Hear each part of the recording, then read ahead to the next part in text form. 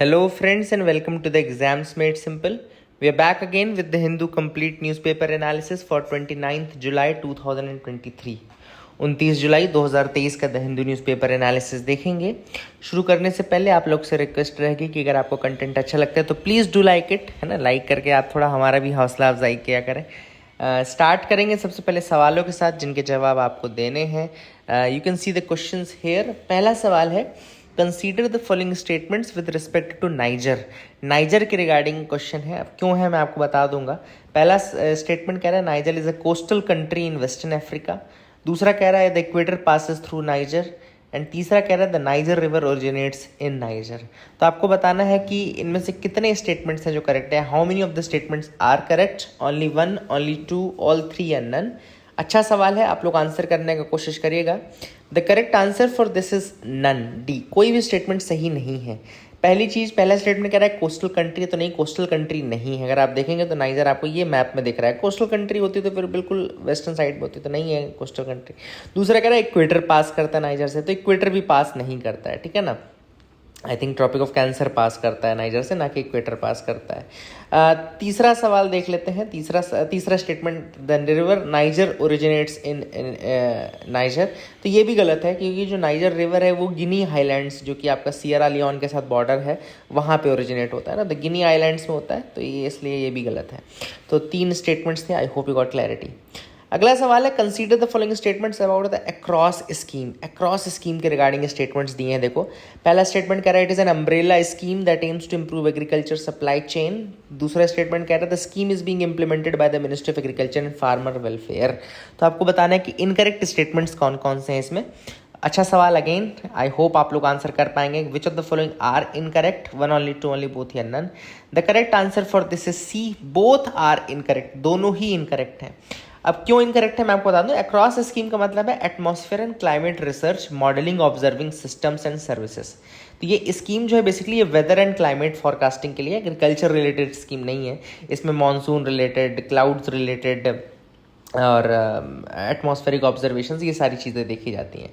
दूसरी चीज़, इसको मतलब इम्प्लीमेंट कौन करेगा, तो एग्रीकल्चर मिनिस्ट्री तो करेगी नहीं, इसको इम्प्लीमेंट करेगा मिनिस्ट्री ऑफ अर्थ साइंसेज और कुछ इंस्टीट्यूशंस हैं उसके अंतर्गत, जैसे कि इंडियन मेट्रोलॉजिकल डिपार्टमेंट हो गया आपका, national centre for medium range weather forecasting हो गया, Indian institute of tropical meteorology हो गया, या इनकॉइस हो गया। ये चारों मिल करके करते हैं Indian national centre for ocean information services, INCOIS जिसे बोलते हैं।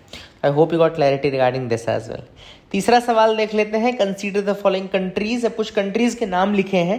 पहला है नॉर्वे, दूसरा है स्वीडन, तीसरा है फिनलैंड, चौथा है पोलैंड, फिफ्थ है जर्मनी। आपको बताना है कि कितनी कंट्रीज इनमें से ऐसी हैं जो बाल्टिक सी के साथ बॉर्डर शेयर करती हैं। तो 2, 3, 4 या 5 आपको आंसर ऑप्शंस बता दे दिए, बताइए आप।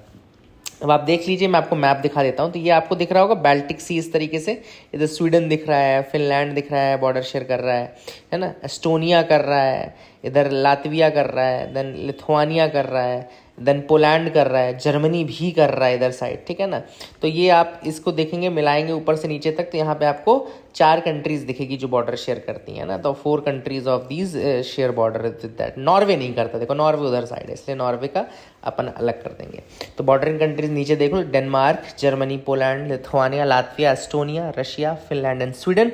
नॉर्वे नहीं करेगा, ठीक है ना। तो I hope you got clarity regarding this questions and कुछ आपको नया सीखने को मिला होगा। आगे मूव करते हैं न्यूज एनालिसिस पार्ट में। पहली जो न्यूज़ है वो है keeping literature on violence not a terror act से सुप्रीम कोर्ट। अब सुप्रीम कोर्ट ने बहुत इंपॉर्टेंट चीज़ बोली है, जो कि आप लिख भी लीजिए, अपने अंडरस्टैंडिंग के लिए भी लिख लीजिए, और यूपीएससी प्रीलिम्स में पूछे अगर कि keeping the literature on violence is a act of terror, तो इस तरीके से स्टेटमेंट गलत भी कर दीजिएगा, क्योंकि सुप्रीम कोर्ट ने क्लियर कर कह दिया कि केवल और केवल लिटरेचर वायलेंस से रिलेटेड रखना जो है वो एक्ट ऑफ टेरर नहीं है। तो यहाँ पे एक्चुअली केस चल रहा था वर्नन गोंजाल्वेस का, जिनको यूएपीए के अंतर्गत अरेस्ट किया गया था। अरुण फेरेरा और वर्नन गोंजाल्वेस, इनको भीमा कोरेगांव रिलेटेड केस में अरेस्ट किया गया था, और कहा गया था कि इन्होंने एक तो वो कॉन्फ्रेंस अटेंड की जिसमें माओइस्ट ने ऑर्गेनाइज की थी, और दूसरी इनके पास ऐसा लिटरेचर था जो टेरर रिलेटेड है।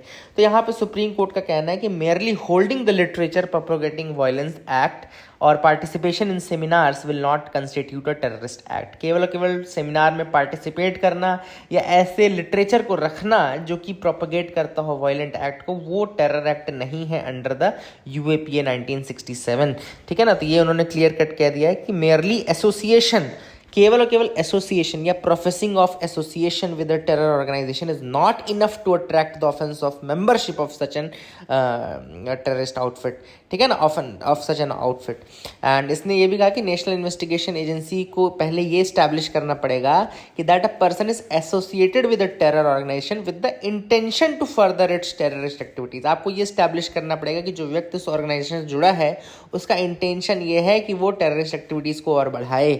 ओनली देन आप उसको यूएपीए के अंतर्गत टेररिस्ट घोषित कर सकते हो या अरेस्ट कर सकते हो। तो ये एक इंपॉर्टेंट अंडरस्टैंडिंग है जो आपके लिए थी। आई hope you got clarity, I hope आपको समझ में आ गई होगी। ठीक है ना। आगे मूव करते हैं, थोड़ा हम और देखते हैं क्या इंपॉर्टेंट न्यूज़ आर्टिकल्स हैं। तो यहाँ पे खेदेगा पंजाब। तो खेदेगा पंजाब क्या है? बेसिकली स्कीम है जिसमें कि स्पोर्ट्स में एक्सीलेंस वो अचीव करना चाहते हैं। स्पोर्ट्स बजट को 55% पंजाब बढ़ा रहा है। अच्छा, एक चीज़ याद रखना, नाइजर का रिलेटेड जो मैंने क्वेश्चन पूछा था वो क्यों पूछा था, क्योंकि नाइजर में जो मिलिट्री ग्रुप है उसने वहाँ पे कू डिक्लेयर कर दी है और कहा कि तख्ता पलट कर दिया है ना। तो इस तरह से क्वेश्चन यूपीएससी काफ़ी पूछ रहा है। तो नाइजर में भी तख्ता पलट कर दिया गया है। अभी एक मिलिट्री ऑर्गेनाइजेशन जिसने कहा है कि हाँ हमने तख्ता पलट कर दिया। तो आप इसको याद रखिएगा। ठीक है ना। That is a thing which is important. I hope you got clarity. ठीक है, आगे मूव करते हैं, देखते हैं और क्या इंपॉर्टेंट न्यूज़ आर्टिकल्स है जिनके बारे में हमको डिस्कस करना है। तो आप मेरे साथ बिल्कुल आगे बढ़ सकते हैं। और आपके एक छोटा सा सवाल है, यमुना चूंकि बहुत ज़्यादा न्यूज़ में है तो आप एक छोटा सा सवाल कोशिश करिए अटैम्प्ट करने के लिए। पहले तो यमुना के रिलेटेड 3 पॉइंट बताइए। एक तो इसका ओरिजिन कहाँ होता है, कौन कौन से स्टेट्स हैं जहाँ से ये पास करती है, और इसकी ट्रिब्यूटरीज कौन कौन सी है। तो ये 3 पार्ट्स आप मेरे को कमेंट सेक्शन में लिख के बताइए। ये क्वेश्चन है, आप सोच समझ लीजिए कि आएगा ही आएगा किसी न किसी फॉर्म में, या तो स्टेटमेंट्स के फॉर्म में आ जाएगा कितने, है ना। और एक और चीज़ कि यमुना की ट्रिब्यूटरीज उसको कहाँ कहाँ जुड़ती हैं उससे, जैसे कोई हमीरपुर में जुड़ रही है, कोई कहीं जुड़ रही है, और दूसरा यमुना गंगा से कहाँ मिलती है। ठीक है, तो all this things are important. ये आप चीज़ें आप मेरे को कमेंट सेक्शन में ज़रूर लिख करके बताइएगा। ठीक है ना। Please write down these things in the comment section below. आते हैं हम एडिटोरियल पार्ट में, charting the path for the 16th finance commission. अब यहाँ पे आर्टिकल सी रंगराजन जी का लिखा गया है। He was the chairman of the 12th finance commission as well. And C Rangarajan ji काफ़ी फेमस है, governor of the RBI he was also that. तो 16th फिनेंस कमीशन जो है वो सेटअप होने वाली है, और इससे पहले 15th फिनेंस कमीशन थी, एन के सिंह का पैनल था, आप सबको पता होगा। और ऑथर ने कहा कि 15th फिनेंस कमीशन के बाद से अभी तक बहुत सारे इंसिडेंट्स ऐसे हैं जो हुए हैं, जैसे कि एक तो कोविड के बाद की रिकवरी का टाइम पीरियड है, दूसरा वॉर चल रहा है इंटरनेशनली, और कंट्रीज़ जो हैं वो प्रोटेक्शनिज्म की तरफ जा रही हैं। ऐसे में जो हमारी गवर्नमेंट है उसका भी डेट टू जीडीपी रेशियो काफ़ी ज़्यादा बढ़ चुका है ना। 2021 के आसपास हमारा जो डेट टू जीडीपी रेशियो था, it has shot up close to 90% at the end of 2021। ठीक है ना। और बहुत सारे फिस्कल इम्बैलेंसेज जो हैं वो हैं। अब ऑथर ने कहा कि देखो 14th फिनेंस कमीशन जब आई थी तो उसने जो एक टैक्स डिवोल्यूशन होता है, टैक्स डिवोल्यूशन का मतलब क्या होता है, जैसे कि सेंटर कुछ टैक्सेस कलेक्ट कर रही है, उससे कितना पार्ट स्टेट्स को ट्रांसफर होगा। तो 14th फिनेंस कमीशन ने ये 42% का बोला था कि सेंटर जो टैक्सेस कलेक्ट करते हैं उसमें 42% स्टेट्स के साथ शेयर करना चाहिए। जब 15th फिनेंस कमीशन आया तो उसने कहा कि चूंकि नंबर ऑफ स्टेट्स चेंज हो चुके हैं तो अब ये शेयर 41% रहेगा। तो 42% से घटा करके 41% कर दिया गया था by the 15th finance commission. Author का ये कहना है कि जो इफेक्टिव शेयर है स्टेट्स का in the centres gross tax revenue, वो एवरेज होता है। मतलब सारी चीज़ें आप कट कर दो, कट क्लोज करने के बाद जो इफेक्टिव शेयर हो रहा है वो क्लोज टू 31% हो रहा है, जो कि पहले 35% हुआ करता था। मतलब 15-16 के दौरान 2015-16 से 19-20 के दौरान 35% ये इफेक्टिव आता था, और अभी ये इफेक्टिव जो शेयर हो रहा है ये 31% शेयर हो रहा है। ठीक है ना। तो एक तो ये इशू ऑथर ने उठाया कि जो इफेक्टिव शेयर हो रहा है स्टेट्स के साथ वो थोड़ा सा डिक्रीज हुआ है। दूसरा इसका रीज़न ये था कि पहले बीच के टाइम में कोविड जो जीएसटी का जो हमारा कलेक्शन हो रहा था, जीएसटी कलेक्शन बहुत ज़्यादा फिक्स नहीं था, जीएसटी कलेक्शन बहुत ज़्यादा प्रोमिनेंट नहीं था। इस कारण से थोड़ा कमी स्टेट्स को देखने को मिली थी, और वो कमी हालांकि अभी कम हो रही है क्योंकि जीएसटी कलेक्शन अभी मतलब काफ़ी अच्छे हो रहे हैं। जो दूसरा ऑथर ने इशू उठाया वो उठाया है सेस का इशू उठाया। आप लोग याद रखिएगा, सेस एंड सरचार्ज जो होता है वो सेंटर शेयर नहीं करती है स्टेट्स के साथ, है ना। सेस एंड सरचार्ज जो होता है वो शेयरेबल नहीं रहता है, वो शेयर नहीं करते हैं, है ना। और इसमें क्या दिक्कत हो रही है कि बहुत सारा जो कलेक्शन करती है सेंट्रल गवर्नमेंट वो सेस के रूप में करने लगी है, और ये जो परसेंटेज है ये बढ़ता जा रहा है। अब देखो क्या इसमें क्या दिक्कत होती है कि अगर आप सेस के रूप में कलेक्ट करेंगे तो आपके पास एक मतलब मैंडेट तो है नहीं कि आप उनको शेयर करें स्टेट्स गवर्नमेंट के साथ, तो इस कारण से स्टेट गवर्नमेंट्स को जो मिलने वाला पैसा है थोड़ा कम है ना। इसके अलावा ऑथर ने एक और इशू ये उठाया कि देखो क्या होता है कि कई परफॉर्मेंस के बेसिस में भी कई जगहों कई स्टेट्स को पैसा दिया जाता है। जो 15th फाइनेंस कमीशन ये आप देखेंगे तो स्टेट्स के परफॉर्मेंस के जो बहुत सारे पैरामीटर्स रहते हैं उसके परफॉर्मेंस के बेसिस से पैसा दिया जाता है। अब ऑथर ने क्या बोला कि कुछ स्टेट जैसे जो पीछे है ना उनके साथ दिक्कत ये हो रही है कि जो स्टेट्स पीछे हैं वो अच्छा उनको भाई बहुत अच्छा परफॉर्म तो नहीं कर पाएंगे, तो उनको जो कलेक्शन मिलता है थोड़ा फिर कहीं ना कहीं कम होने लगता है और वो रिड्यूस होने लगता है, ठीक है ना। और जब वो रिड्यूस होगा तो ऑब्वियस सी बात है फिर वो फाइनेंशियल अगर आपके पास नहीं है तो फिर आप अच्छे से काम नहीं कर पाओगे। तो ऑथर ने कहा यहाँ भी थोड़ा ध्यान देने की जरूरत है, थोड़ा सोचने की जरूरत है। देन ऑथर ने कुछ रिकमेंडेशन किए कि भाई डेट टू जीडीपी रेशियो आपको कम करना होगा, चाहे वो स्टेट्स का हो चाहे वो सेंटर का हो। डेट टू जीडीपी रेशियो को कम करो, एफआरबीएम एक्ट को दोबारा रिविजिट करो। एफआरबीएम यानी कि fiscal responsibility and budget management के जो नॉर्म्स हैं उनको दोबारा रिविजिट करो, और कितना अलाउ कर सकते हो आप बोरोइंग उसको एक बार दोबारा देखने की जरूरत है, एक साइंटिफिक मेथड से एनालाइज करने की जरूरत है।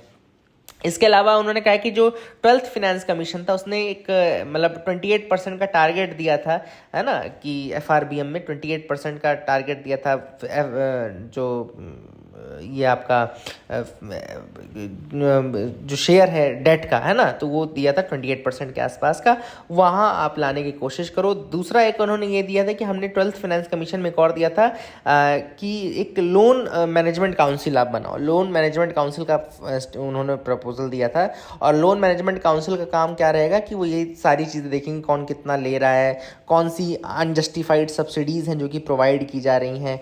लोन काउंसिल आप बनाओ, ठीक है ना। तो यहाँ पे ये भी आप लोग देख लीजिए सजेशन जो है लोन काउंसिल का 12th फाइनेंस कमीशन ने दिया था कि लोन के मैग्नीट्यूड को एनालाइज करने के लिए, ताकि स्टेट्स और सेंटर दोनों ज़्यादा लोन ना ले, अनजस्टिफाइड सब्सिडीज ज़्यादा प्रोवाइड ना करें, है ना, यही है। एंड फिस्कल डेफिसिट को अगर आप मेंटेन करते हैं तो ऑब्वियस सी बात है फिर आपको और बेनिफिट दिए जाने चाहिए, ऐसा भी सेंटर के लिए सजेशन दिया है। तो I hope you got clarity regarding this article, आपको को समझ में आया होगा, कुछ नया सीखने को मिला होगा। Bill proposes president as visitor to all IIMs except experts fear impact on autonomy. अब हुआ क्या है, रिसेंटली एक Indian institute of management amendment bill लाया गया है लोकसभा में, जिसने प्रपोज किया है कि प्रेसिडेंट को विजिटर बनाया जाएगा to all the IIMs. President will be the visitor to all the IIMs. अब देखो विजिटर बनाने में दिक्कत नहीं है, विजिटर वो घूमने वाला विजिटर नहीं है, यहाँ बहुत सारी पावर्स विजिटर को दी जा रही है। अब देखो the bill proposes to amend the IIM act of 2017। अब इसमें क्या है, visitor can now nominate the chairperson of the board of governors of IIMs.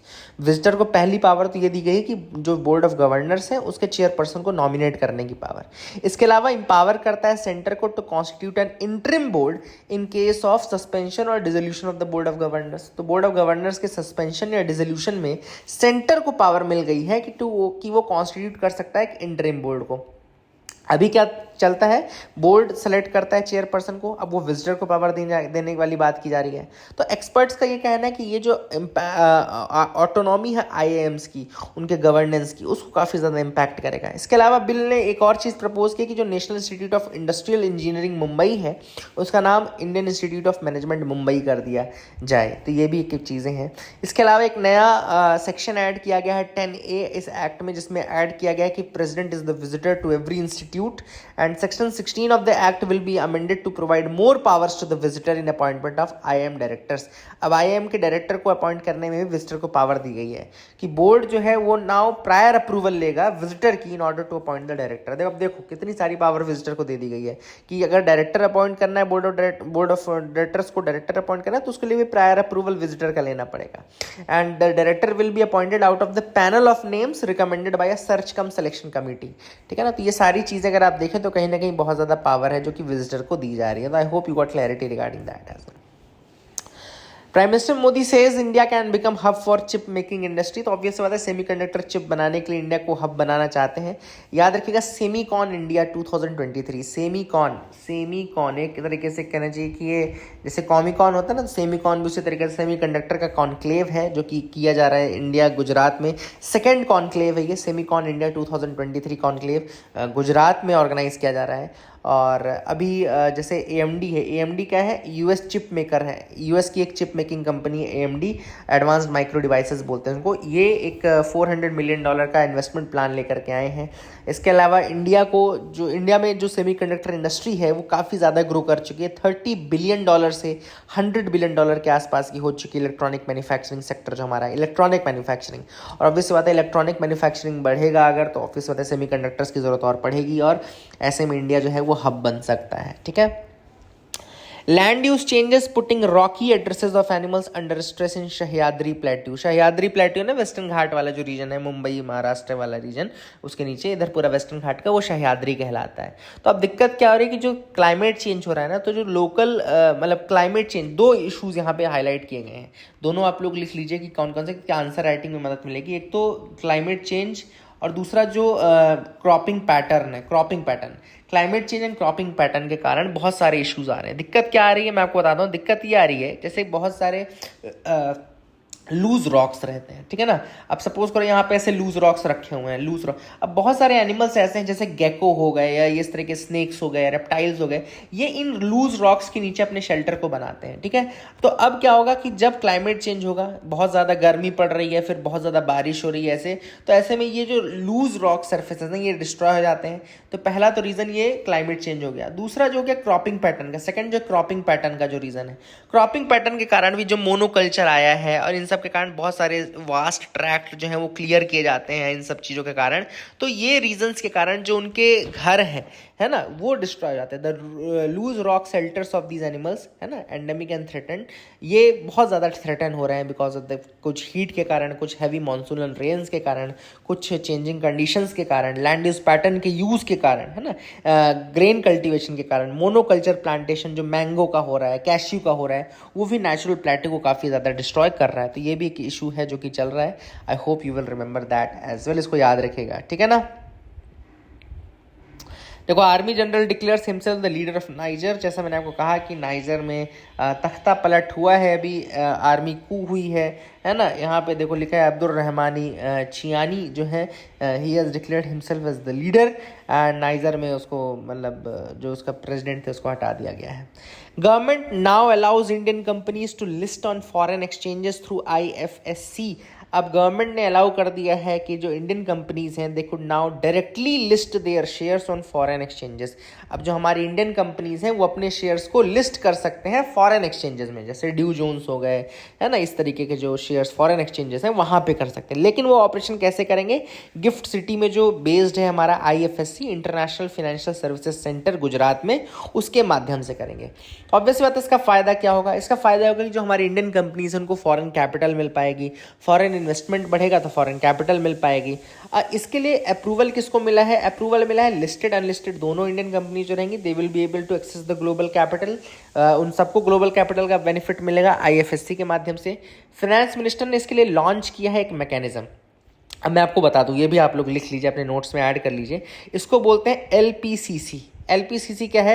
LPCC का मतलब है limited purpose clearing corporation, limited purpose clearing corporation mechanism, जिसको AMC repo clearing limited and corporate debt management development fund CDMDF, है ना, याद रखिएगा।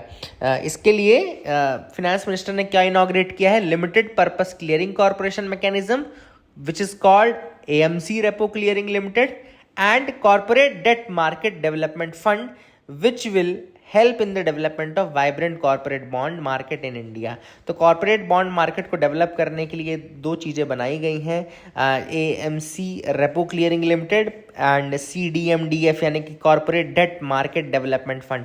इनको जोड़ करके आप क्या बोलोगे? लिमिटेड पर्पस क्लियरिंग कॉर्पोरेशन, है ना। इसका इनॉग्रेशन किया गया है लिमिटेड पर्पस क्लियरिंग कॉर्पोरेशन का। तो LPCC यानी कि limited purpose clearing corporation setup किया गया है with the purpose of clearing and settling corporate bond repo transactions. तो कॉर्पोरेट बॉन्ड रेपो ट्रांजैक्शंस ताकि एक इंडिया में एक्टिव रेपो मार्केट डेवलप हो पाए बॉन्ड रिलेटेड, उसके लिए एलपीसीसी को बनाया गया है, ठीक है ना। एंड एलपीसीसी की मदद से जो मार्केट में एक्सेस है कॉस्ट इफेक्टिव फंडिंग की, वो भी मिल पाएगी बॉन्ड होल्डर्स को एंड ऑल, ये सारी चीज़ें। तो एलपीसीसी इससे रिलेटेड है, याद रखेगा, है ना। तो I hope you got clarity regarding that as well, इसको आप समझ गए होंगे। आगे देख लेते हैं और क्या इंपॉर्टेंट न्यूज़ आर्टिकल है। तो यहाँ तो स्पोर्ट्स सेक्शन में तो ऐसी खास न्यूज़ नहीं है। That is it for the day. I hope you like that video. Please like and subscribe. Keep loving us, keep sharing us. Thank you, have a nice day.